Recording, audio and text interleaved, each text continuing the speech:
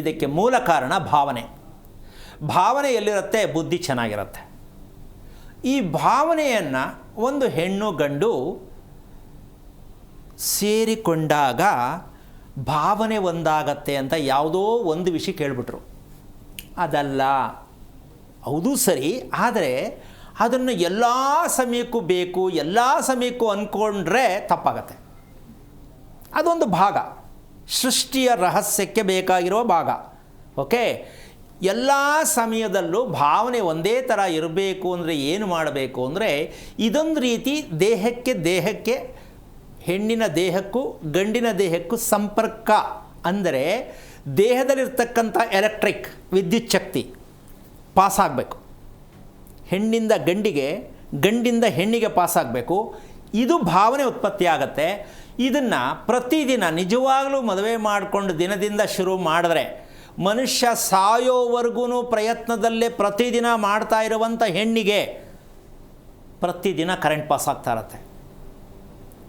ಪ್ರಾರಂಭ, ಮದುವೆಯ ದಿನ ಪ್ರಾರಂಭ ಆದರೆ ಅದೇನು ಅಂತ ಹೇಳೋಣ, ಸಾವು ಕೊನೆಯವರೆಗೂ ಕೂಡ ಅದನ್ನು ಪ್ರತಿದಿನ ಯಾವ ಹೆಣ್ಣು ಆ ಕರ್ತವ್ಯವನ್ನು ಇಟ್ಕೋತಾಳೆ, ಅವಳಿಗೆ ಕೆಟ್ಟ ಆಲೋಚನೆ ಮನಸ್ಸಿಗೆ ಬರೋದೇ ಇಲ್ಲ.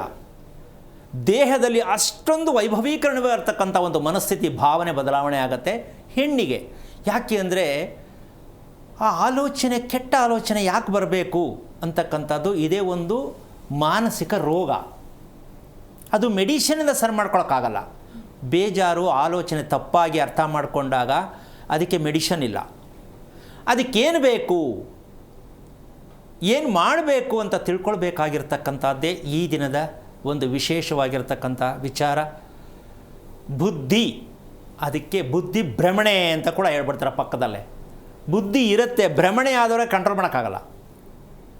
ಹಾಗೆ ಬುದ್ಧಿಯ ಜೊತೆಗೆ ಬೇಕಿರೋದು ಭಾವನೆ. ಆ ಭಾವನೆಯನ್ನು ಈ ರಹಸ್ಯಕ್ಕೆ ಕಾರಣಕರ್ತನಾಗಿರ್ತಕ್ಕಂತಹ ಶ್ರೀಮನ್ನಾರಾಯಣನ ಪಾದ ಕಮಲಗೆ ಕೋಟಿ ಕೋಟಿ ನಮನಗಳ ಅರ್ಪಣೆಯನ್ನು ಮಾಡಿ ಹೇಗೆ ಬರೆಸ್ಕೋಬೇಕು ಭಾವನೆಯನ್ನು.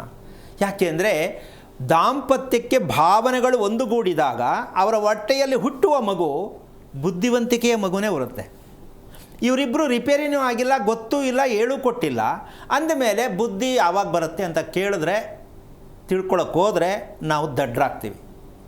ಹೌದಲ್ಲ? ಮೂಲ ತಿಳ್ಕೊಳ್ಳಿ. ಗಂಡು ಹೆಣ್ಣಿನ ಭಾವನೆ ಚೆನ್ನಾಗಿರಬೇಕು ಅಂದರೆ ದಾಂಪತ್ಯ ಎಷ್ಟು ಚೆನ್ನಾಗಿರುತ್ತೆ, ಮದುವೆ ಎಷ್ಟು ಖುಷಿ ಇರುತ್ತೆ, ಜೀವನ ಎಷ್ಟು ಚೆನ್ನಾಗಿರುತ್ತೆ, ಆಯಸ್ಸು ಎಷ್ಟು ಚೆನ್ನಾಗಿರುತ್ತೆ. ಇದಕ್ಕಿಲ್ಲವೇ ಇಲ್ಲ. ಮದುವೆ ಮಾಡೋದಷ್ಟೇ, ಮಾಡ್ಕೊಳ್ಳೋದಷ್ಟೇ, ಮಾಡೋದಷ್ಟೇ. ಇನ್ನೊಂದು ಇದೆ, ಮಾಡಿಸೋದು ಪುರೋಹಿತರು. ಈ ಮೂರೂ ಭಾಗ ಡ್ಯಾಮೇಜ್. ಉತ್ತರ ಸಿಕ್ಕಿಲ್ಲ, ಈ ಮೂರೂ ಜನಕ್ಕೂ ಉತ್ತರ ಸಿಕ್ಕಿಲ್ಲ. ಅದನ್ನು ಇವತ್ತು ವಿಸ್ತಾರವಾಗಿ ಹೇಳೋಣ.